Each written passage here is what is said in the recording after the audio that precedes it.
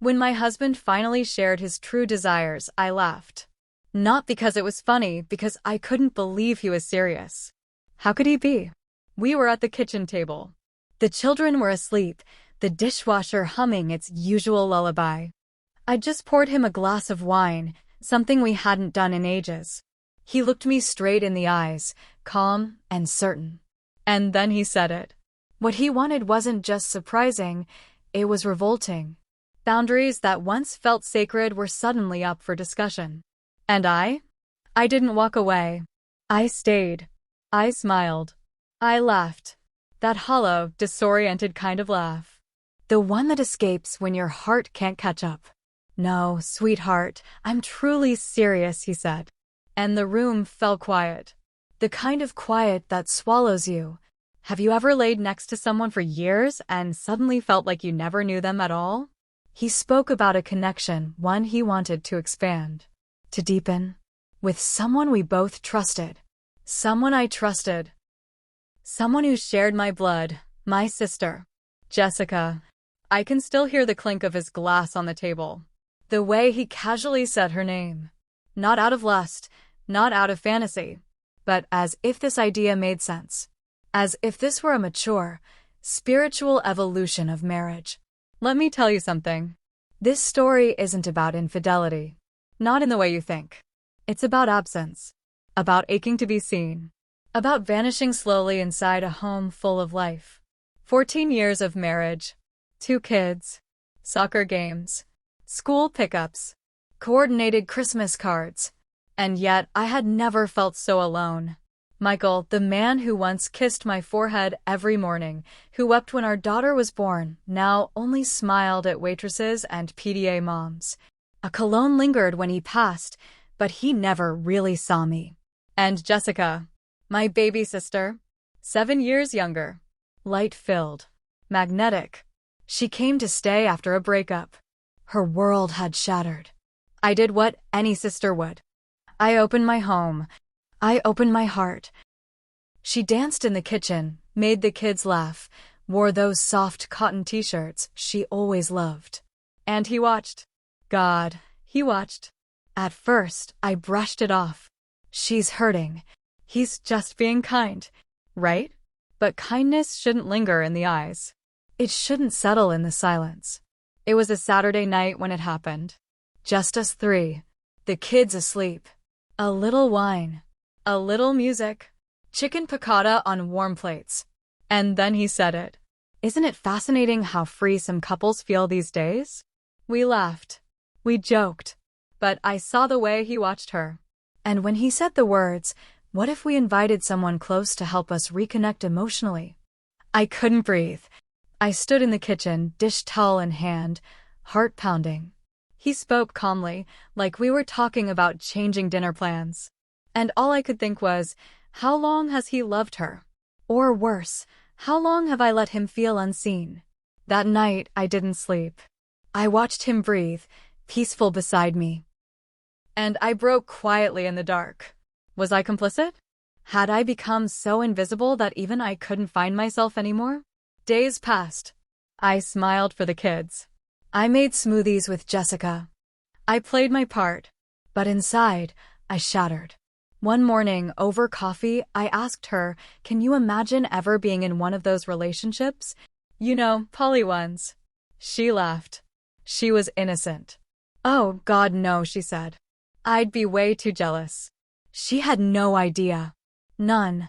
But Michael did. He watched us both. He smiled when she smiled. He touched her elbow a little too long. And I kept seeing it everywhere. In the way he handed her coffee. In the way she leaned into him during a joke. I knew something had changed. Something I couldn't name. And one night, I stood outside her door. Just listening. The sound of laughter. Soft. Familiar. My name, spoken low. Then silence. A silence I'll never forget. And that was just the beginning. It started with lilies. One afternoon, he walked through the door with a bouquet of them, my favorite. White, fragrant, open. It had been nearly 2 years since he'd last brought me flowers. I remember standing in the kitchen, stunned by the soft rustle of petals against crinkled paper, the way he held them out as if they were an offering, an apology, or perhaps a reset. In the days that followed, Michael began reaching out to me again. Not just for practical things, schedules, the bills, the grocery list, but soft, unexpected gestures, a midday message that simply read thinking of you, a hand on the small of my back as I passed, a note by my tea in the morning. You looked beautiful in your sleep. One night, as I stood in the bathroom washing my face, he slipped in behind me. His arms wrapped around my waist. He buried his face in the curve of my neck and whispered, "I miss us." There was weight in those 3 words. Longing, regret, hope, and maybe something else too. Something I couldn't quite name. He started leaving offerings, a pair of delicate gold earrings, a silk robe in my favorite shade of pale blue, a reservation at the steakhouse where we used to celebrate anniversaries. And each time I thanked him, he would look at me with a slow, measured smile that seemed to ask, "Doesn't this bring us joy?" And then came the talk of growth, of rebirth.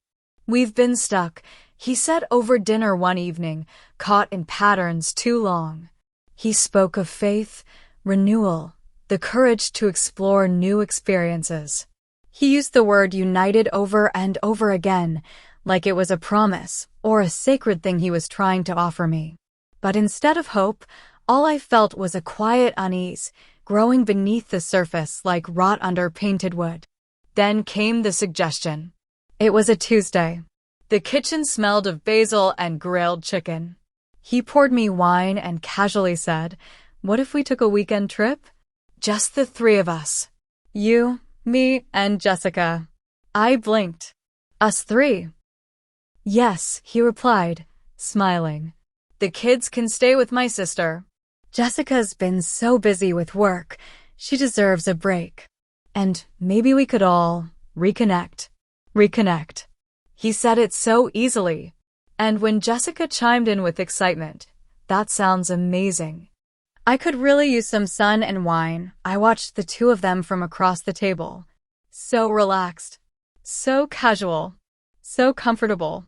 Maybe too comfortable. I smiled. And I said yes.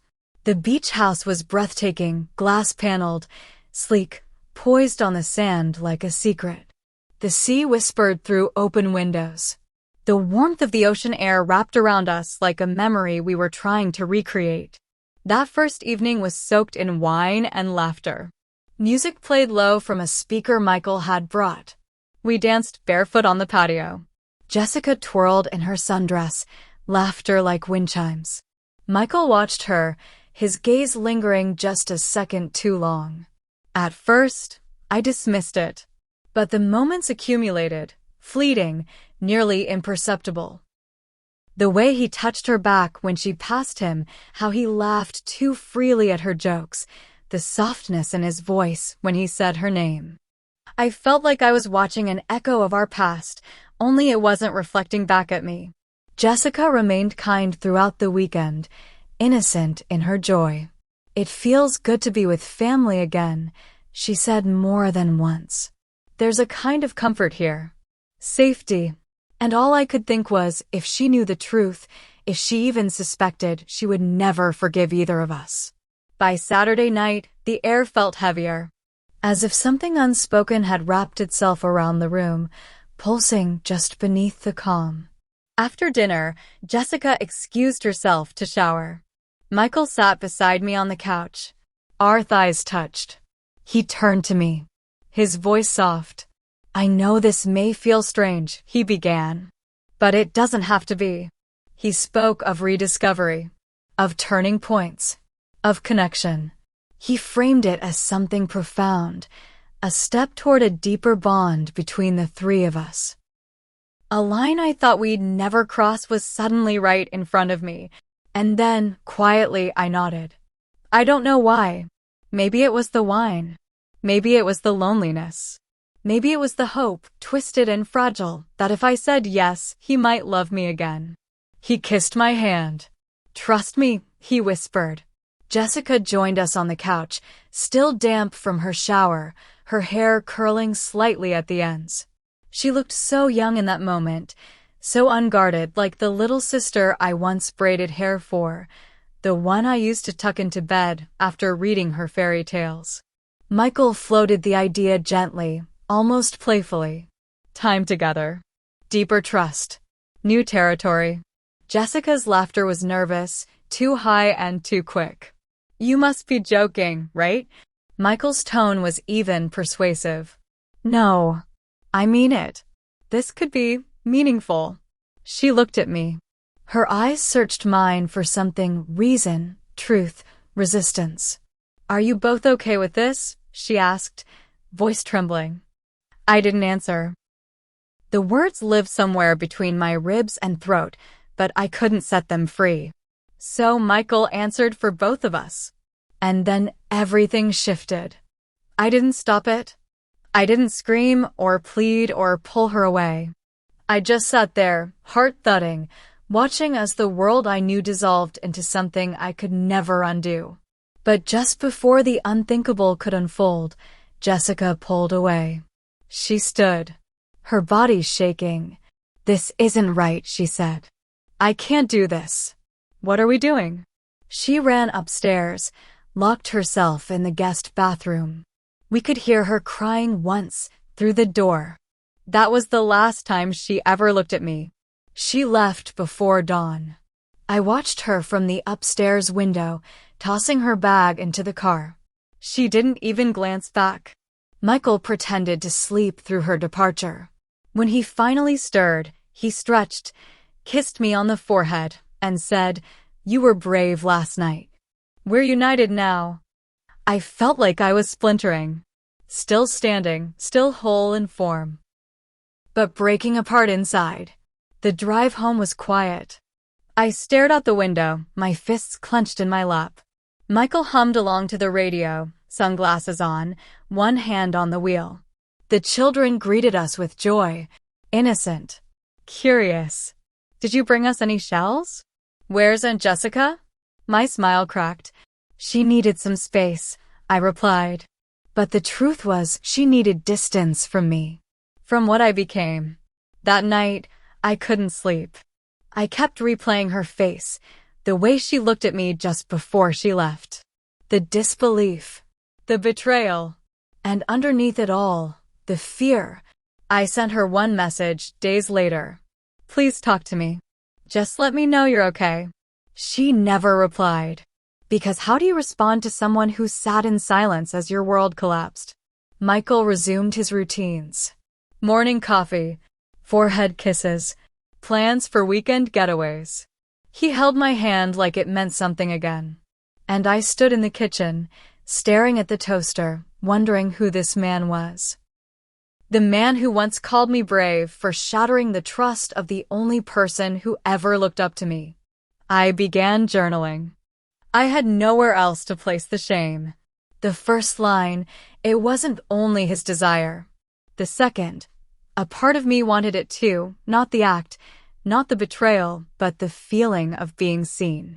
Years of neglect had hollowed me. I had been hungry for recognition, for warmth, for something that felt like affection, even if it came from a broken, poisoned well. And the question that keeps haunting me, did I say yes to feel closer to him? Or just to feel something at all?